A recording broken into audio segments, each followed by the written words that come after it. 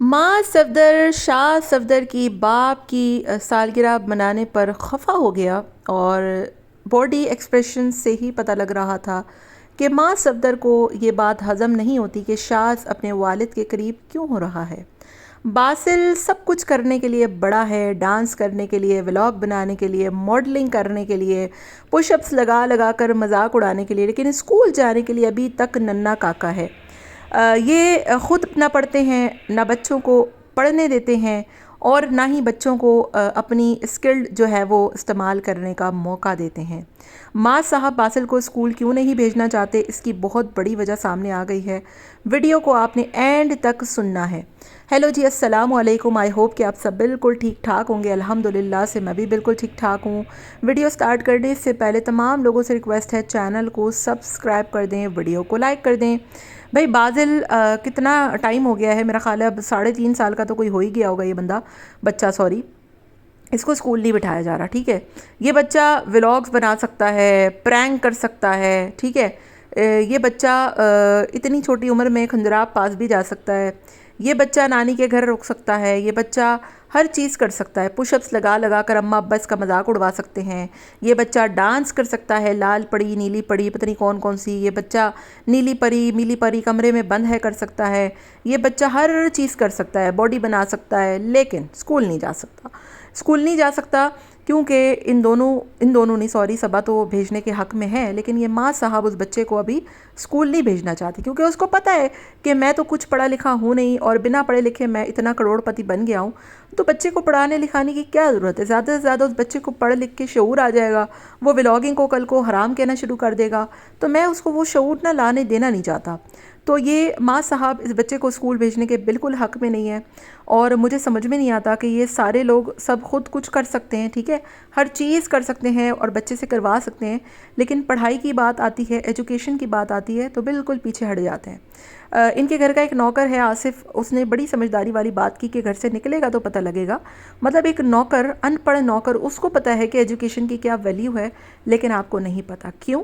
क्योंकि जो काम आप कर रहे हैं ना वो गलत है। और अगर उसके बच्चे के अंदर शऊर आ जाता है, एजुकेशन आ जाती है, तो कल को वो आपकी भी मुखालफत कर सकता है।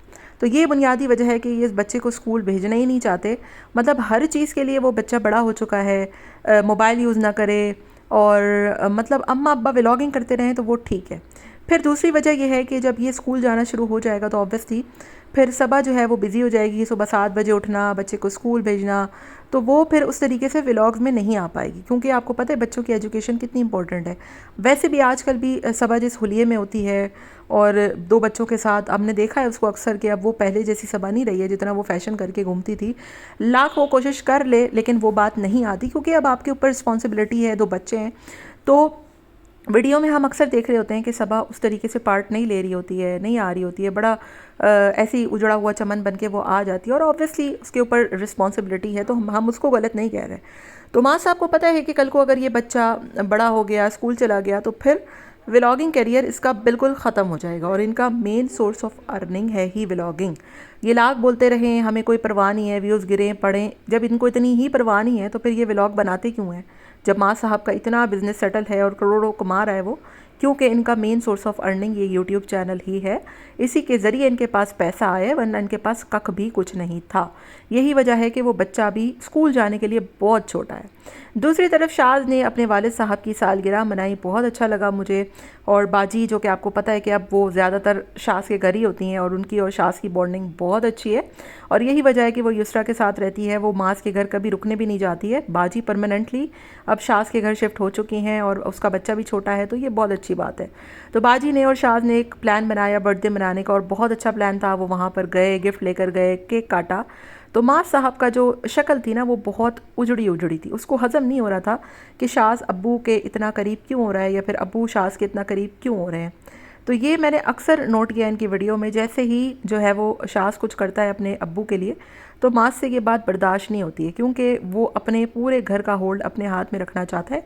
और आप यकीन करें, मैंने सीरियस में ऐसे बहन भाई ख़ुद अपनी रियलिटी में देखे हैं जो अपने ही वालिदैन को अपने ही बहन भाइयों के ख़िलाफ़ भड़काते हैं और ये वीडियो जो मेरे लोग देख रहे होंगे ना, वो बहुत अच्छे से समझ जाएंगे मैं किसके लिए कह रही हूँ और किन लोगों पर बोल रही हूँ। तो वो अपने ही बहन भाइयों को, आप सीरियस में यकीन करें, अपने ही बहन भाइयों को, वालिदैन को या वालिद को या वालिदा को उनके सामने भड़काते हैं, उनकी बुराइयां करते हैं। और एक ही घर में पैदा हुए हुए, एक ही खून से बड़े छोटे होने वाले बहन भाई, बड़े छोटे तो नहीं, बहरहाल बड़े ही होते हैं, तो वो अपने ही बहन भाइयों को इस तरीके से चाले चलते हैं, इस तरीके से उनको गिराते हैं, उनको लोगों के सामने ज़लील करवाते हैं। तो ये तो आंखों देखा मेरा हाल है। और हज़रत यूसुफ़ अलैहिस्सलाम का जो किस्सा है वो कुरान में यही तो है कि उसको अपने भाइयों ने ही गिराया। बहरहाल बहुत अफ़सोस होता है मुझे, और इनकी वीडियोज़ में ये सारा कुछ देखकर मेरा बहुत जो है वो दिल कुड़ता है। अक्सर मैं देख रही होती हूँ, और आज भी माज ने कुछ वीडियो में शाज़ पर टॉन्ट भी किया कि तुम्हारा तो हर काम ही ख़राब होता है, ऐसे होता है वैसे होता है। हालांकि उसने बड़े दिल से सालगिरह मनाई थी। यही वजह है कि उसका कोई प्लान कामयाब नहीं हो पाता, मस्जिद बनाने वाला हो, कोई भी चीज़ हो।